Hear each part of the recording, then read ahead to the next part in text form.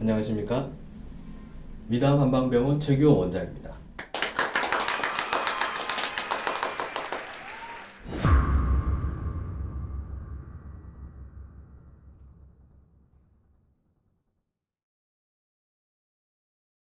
오늘 이 시간에 제가 말씀드릴 내용은 변비라든지 설사라든지 잘 낫지 않는 어떤 배변장애 문제, 그래서 하루에 10번, 15번 이상 설사를 한다는 분, 아니면 가스가 아랫배에 가득 차서 더부룩한 증상들, 아니면 변을 보고 나서도 시원하지 않아서 무지룩한 증상들이라든지, 아니면 대변이 안 나와서 변비약을 항상 달고 사시는 분들, 이런 분들이 잘 낫지 않는 경우 어떤 식의 치료를 접근해야 이런 분들의 삶의 질을 개선할 수 있을까? 그거에 대한 치료 접근법에 대해서 말씀을 드리고자 합니다.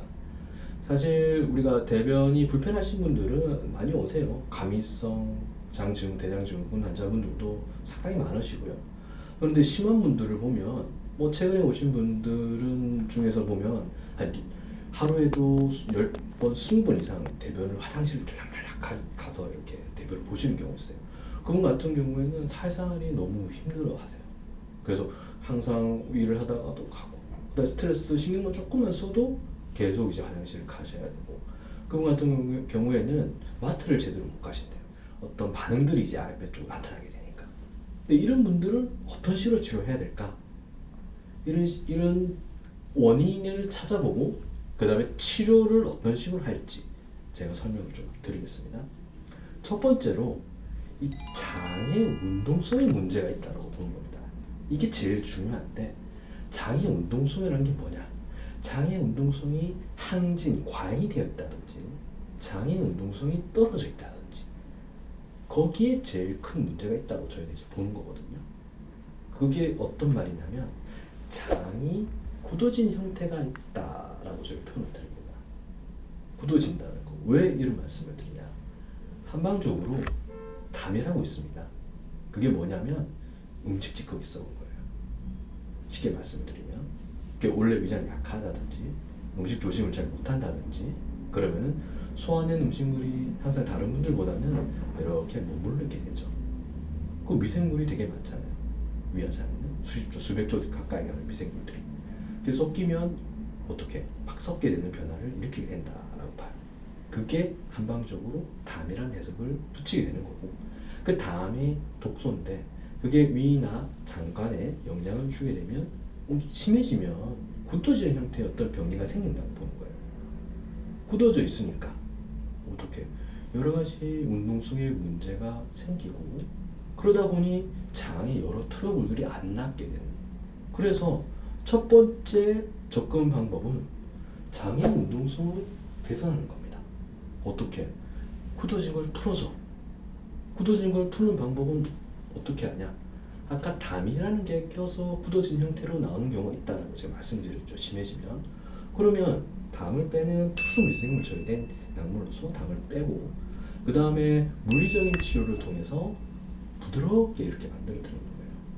그렇게 되면 장이 굳어진 형태가 부드러워지고 운동성 개선이 되면서 장이 여러 문제들이 안 낫는 장애, 여러 문제들이 개선이 된다는 거예요. 이게 제일 중요하고, 그 다음에 두 번째로는 일반적으로 장이라는 장기는 되게 차가운 장기예요. 왜냐하면 우리가 장은 수분 대사를 담당하거든요. 물이 성질이 어때요? 차갑거든요.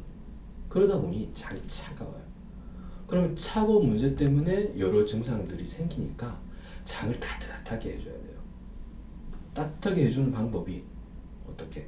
한방적으로는 한방적인 콩팥, 신장을 말씀드리겠고, 거기가 양기를 담당하게 돼요. 양의 에너지를 담당하거든요. 그러면 장을 데우기 위해서는 콩팥의 기운을, 양기를 북돋아서 장을 따뜻하게 한다. 그런 식으로 접근을 하게 되는 거예요. 그래서 양기 에너지를 장 쪽에 공급한다. 그 다음에 두 번째로는 심장을 강화시키는 거예요. 한방적으로 심장이나 위장은 모사 관계라 그래요. 엄마하고 아들. 그래서 심장이 쭉 잘 차려요. 위장 혈류가 잘 가니까. 그래서 세포들이 잘 작동해서 위장의 어떤 기능적인 문제들이 해결이 되니까. 그래서 신혈류 개선, 장의 혈류를 개선하는 거죠. 세 번째로는 간의 스트레스. 이게 어떤 말이냐? 우리가 신경을 많이 쓴다든지 스트레스를 받게 되면 교감신경이 항진되니까 위와 장으로 혈류가 못 가게 돼요. 양방적인 해석은 그렇고, 한방적으로 해석을 하면 스트레스를 담당하는 기관은 한방적으로 간이라고 제가 보는 거예요. 그래서 스트레스를 받게 되면 간의 기운이 뭉치게 돼서, 원래 간의 기운이란 건 봄의 기운이기 때문에 퍼뜨려주고 온몸으로 영양을 공급하고 기운을 퍼뜨리는 역할을 하게 됩니다. 이게 간이 뭉쳐 있으니 영양분들이 간으로 못 들어가고 오히려 간에서 대장, 장을 공격하게 되는 거예요.